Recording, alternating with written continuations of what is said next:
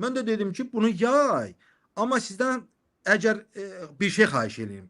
Əgər hökumət mənim yataq səhnələrimi keyfiyyətsiz kamera ilə çəkiblərsə, məndə daha keyfiyyətli şəkildə bu görüntülər var. Mənə müraciət eləsin və mən onları təqdim eləyim. Ola bilsin ki, mən bir cavabı tapamıram ki, bunlar niyə bunu çəkiblər? Ola bilsin ki, Əliyevlər ailəsindən kimsə meyillidir belə şeylərə baxmağa. Ola bilsin kimsə Dövlət Təhlükəsizlik Nazirliyində və ya Daxili İşlər Nazirliyində.